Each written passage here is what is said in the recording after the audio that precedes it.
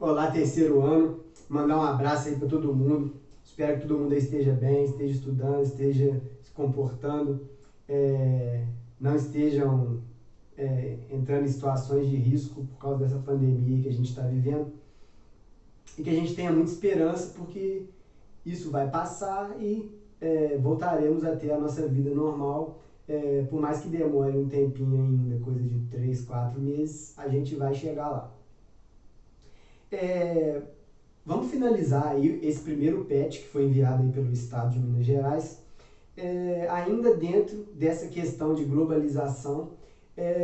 Vamos falar essa semana especificamente dos blocos econômicos. Eu não sei por que eles botaram um capítulo só para isso, porque na primeira semana a gente já falou bastante sobre os blocos econômicos e parece que eles só queriam fechar o PET, esse primeiro PET dentro do mesmo tema, então botaram um capítulo aí só para os blocos econômicos. Vai ser coisa bem rápida essa videoaula, porque vocês viram lá no roteiro também, ficou bem pequeno, porque realmente é um conteúdo assim, bem curto. Daria para, como deu para a gente trabalhar ele dentro da globalização. Então hoje a gente vai só dar umas definições mais direcionadas assim aos blocos econômicos e sobre as funções e intenções e os tipos desses blocos que existem, né? Então, vamos começar aqui dando uma olhada no principal aqui que a gente vai debater hoje, dentro desse contexto dos blocos econômicos, que é o crescimento principalmente em primeira via, que é focado, é o crescimento econômico, mas isso reflete no crescimento social, que é uma coisa que eu falo sempre para o pessoal do segundo ano, que a gente está estudando isso lá na geografia urbana, que é essa questão da indissolução do econômico e do social. Essas coisas não se separam. O que acontece de positivo no campo social vai refletir no campo econômico. O que acontece de positivo no campo econômico vai refletir no campo social. Porque essa questão social, basicamente, ela está envolta na questão da desigualdade entre as pessoas. Ou seja, a diferença entre o pobre e o rico. E isso é dinheiro, é renda, que é algo econômico. Então, se uma sociedade tiver um crescimento econômico, essa sociedade também terá um crescimento social. Eu gosto de dar um exemplo hipotético de Coronel Pacheco, por exemplo. Vamos supor que Coronel Pacheco ele apareça lá 3 fábricas. E essas fábricas irão ofertar no total 500 empregos. Com 500 empregos a mais na cidade, teremos uma gama da população mais dentro do mercado para poder comprar produtos, para consumir na cidade. Ou seja, o mercado da cidade ele terá mais renda, isso incentivará mais pessoas a abrirem mais comércios, isso fará com que a economia de Coronel Pacheco melhore e o social também, porque são empregos, a vida das pessoas melhorando. Então, gente, não há como dissociar econômico de social. Uma interfere na outra. Sempre vai ser assim quando a gente estiver falando de seres humanos ocupando um espaço ou coisas do tipo. A cooperação, que é o principal,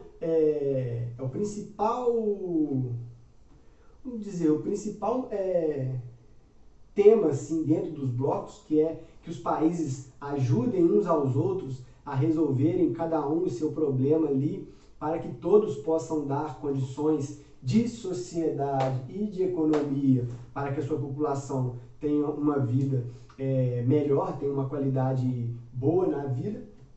E a globalização, que é como a gente já falou bastante aqui nesse primeiro PET, é o motor que fez com que várias engrenagens no mundo se movimentassem, e inclusive a engrenagem da formação e estabilização desses blocos econômicos. Entrando agora no termo aí, na definição dos blocos econômicos, esses blocos, eles são grupos de países se juntam num grupo para focar no crescimento e na cooperação entre os países para, como eu já disse, melhorar a qualidade desses países em diversos fatores. Essa cooperação pode ser econômica, pode ser social, pode ser para o meio ambiente, pode ser muita coisa envolta nisso, mas é mais focada mesmo na questão da economia, nas exportações, no comércio, no mercado, no fluxo de pessoas. São os principais, assim, dentro dessa questão do bloco econômico. Sobre a existência desses blocos, eles já existem desde o final da Segunda Guerra Mundial. Porém, eles ganharam força e poder mesmo a partir da globalização, que foi uma coisa que se espalhou para o mundo inteiro e diversos países passaram a ter influência dentro desses blocos. E esses blocos, hoje em dia, movimentam trilhões de dólares, concentram grande parte do dinheiro do mundo inteiro dentro dessas relações, tanto de cooperação quanto relações em busca do crescimento desses países. Dentro desse modelo dos blocos econômicos, a gente tem uma coisa que a gente chama de estágio ou etapas, que esses blocos estão para com os outros países. Cada estágio é como se fosse você está subindo. Cada estágio que você sobe, você tem atitudes e políticas diferentes para com os países que compõem aquele bloco junto com o seu país, no caso. Agora eu estou colocando para vocês aqui um esqueminha que trabalha essa questão dos estágios, que é a explicação de como esses estágios ocorrem. Tem os exemplos aqui também dos locais que estão nesses estágios. E lembrando a vocês que todos esses estágios aqui, quem passou por eles foi a União Europeia, que é o bloco econômico que conseguiu chegar nesse quarto estágio. Então, esse modelo aqui, ele está montado de acordo com a União Europeia, que foi o bloco que conseguiu chegar no maior nível assim, de avanço na relação entre os países. Então, o primeiro estágio aí a gente tem uma área de livre comércio. O que é uma área de livre comércio? É uma área onde a circulação dos produtos daqueles países que estão dentro daquele acordo, esses produtos, eles não vão sofrer nem com a burocracia, que é a questão de importação, a questão aduaneira, no caso, que é taxa de importação, taxa disso, taxa daquilo, e também vão ser isentos de impostos. Ou seja, sempre que você vai pegar um produto, vamos supor que eu quero comprar um computador de 10 mil reais lá nos Estados Unidos. Quando eu trazer esse computador para cá, eu vou pagar uma taxa de um imposto, um tributo de importação, porque eu estou trazendo esse produto para cá. Se for de um país que está nessa área de livre comércio, eu não preciso pagar essa tributação, ou seja, é um incentivo àqueles países a fazer com que os produtos circulem livremente entre os signatários dessa primeira etapa, que é uma área de livre comércio. A gente tem aí um exemplo que eu coloquei para vocês, que é a Zona Franca de Manaus, que é uma região da cidade de Manaus que tem diversas indústrias transnacionais. O termo multinacional não é mais tão utilizado, hoje é transnacionais mais utilizado assim, que a gente, por exemplo, produtos alemães, americanos, japoneses, fabricados dentro da Zona Franca, que quando eles vêm para ser vendidos aqui no nosso território nacional, eles estão livres de impostos, de tributação, como se fossem produtos brasileiros. Agora o segundo estágio, que é a União Aduaneira. Aduaneiro quer dizer coisa de fronteira, questão de fronteira, de importar, de exportar. Então, nessa união aduaneira, os países que estão dentro dessa união, eles terão regras específicas para comercializar os produtos. Ou seja, vamos supor que o Mercosul, que eu coloquei de exemplo aqui, é uma união aduaneira. Então, as regras de comércio do Brasil, do Uruguai, que são países, ambos estão, e da Argentina, e tem outros, mas vamos ficar com esses três que estão no Mercosul. Esses países, eles vão ter regras específicas para fazer as relações entre si e também com países que estão fora dessa união. Ou seja, a mesma regra que o Brasil vai ter para vender um produto para o Japão, o Uruguai também vai utilizar essa mesma regra para vender o produto para o Japão. O terceiro estágio, gente, é o mercado comum. Uma coisa que a gente tem que entender nessa questão dos estágios é que sempre que o bloco sobe um estágio, ele não abandona as políticas do primeiro e do segundo. Ele mantém o que é feito no primeiro e no segundo e adiciona as novas medidas que tem nos estágios superiores. Então, o terceiro estágio, que é o mercado comum, ele ocorre uma integração completa dos mercados que estão dentro do bloco ou desse acordo. Seja na oferta de mercadorias, seja na circulação de pessoas, seja na circulação de capital. Ou seja, o Brasil e o Uruguai, nós temos um mercado comum. Nós podemos ir no Uruguai sem nenhuma restrição de fronteira.